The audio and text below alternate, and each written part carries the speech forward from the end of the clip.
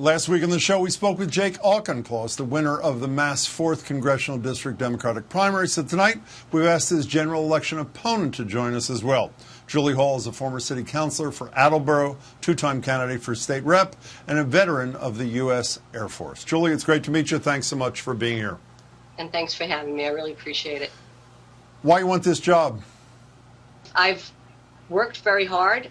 I'm a public servant from the day I started in the military. When I got out of the military, I went back into public service again. This is what I do. I'm been very helpful to people. I like working in the government, and I just don't see me doing anything else. And I think I have a lot of experience, education, leadership to bring to the table.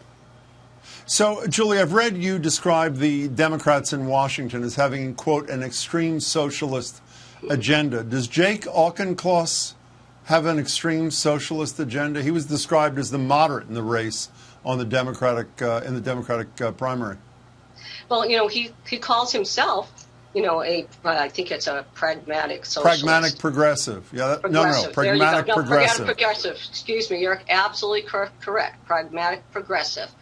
And, progressive, what it really means is moving towards socialism. That's what they're doing. They're marching toward that. And all of the things that Jake has been proposing, like defunding the police, and he uses the word reallocating, it's all the same thing. Reallocating. Well, it's actually not the same thing. Reallocating is like what happened in Boston. Defunding means taking all the money away. He doesn't support that. You don't believe that, do you? I believe when he said reallocating, we can talk about word games, but you know what? It means the same thing. He is supporting Joe Biden. Should I assume that you were supporting Donald Trump?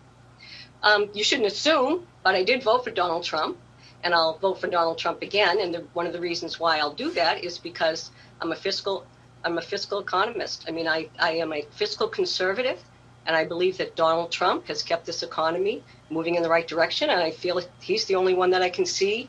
I don't see anything from the other side, so I'm going to continue to support the person who's able to do that. I admire your service to this country. When you hear the President of the United States describe people who have served and some who have died as losers and suckers, as someone who served, does that not upset you? I don't buy into that narrative. I'll be quite honest with you. This president has nothing but done great things for the veterans. He's done great things for the military to keep the military strong. So I do not buy into that narrative. Do you think he's done great things on COVID-19? He thinks nobody in the world has done any better, even though we have the worst number of deaths as a percentage of our population, as you know, of any country on the planet. Has he done a good job with COVID-19? I think with the information that goes back and forth, and I'm a healthcare administrator. I know that. 26 years of my life, I've seen this happen. You get the best information you possibly can from the people, your experts, and that, in my opinion, that information has been changing. So you just do the best that you can with it. So you're satisfied with the job he's done? I'm satisfied with the job that he's done. What I'm not satisfied with is the response that I feel should have come from the public health system. But all of those public health people work for him. You know that, obviously. Yes. I do know that, and I also know that the public health system has been underfunded historically since 2017, and it has. Well, he's the president. He's been the president since 2017. Right? So if it's underfunded, he's underfunded it. Yes. Well, it's been underfunded for years and years before that, and if you look into the documents and the facts, you'll see that.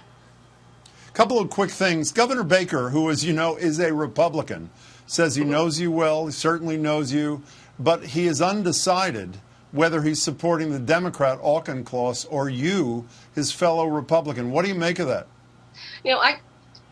I'm on Charlie Baker's. I've been appointed to his Government Advisory Council for Veteran Services. I know how much faith that Charlie Baker has in me. I understand, he had Jake worked on his campaign team. He is friends with both of us.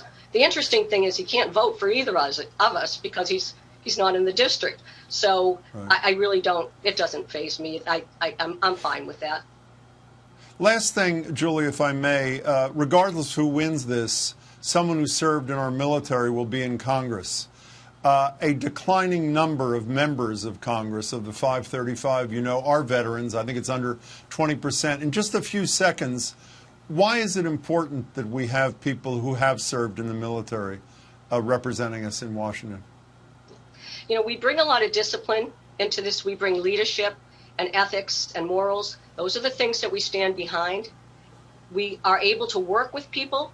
We're taught not only to do a job, but we have a lot of emphasis on public education, being educated, but more important, leadership. And leadership is teaching you to get along with other people. And I think that's very important, is that we're taught to work with so many different people, all different races, colors, diversity. It is just, I think that is the biggest thing, is being able to work with all the people to have a mission and to work together towards a goal. And I think that's where this country needs to go. We need to have a Couldn't agree more. I'm sorry. Couldn't agree more. Working together is the key to the future. Julie Hall, it's good to meet you, and good luck, and thanks so much for your time. Thank you. Thank you.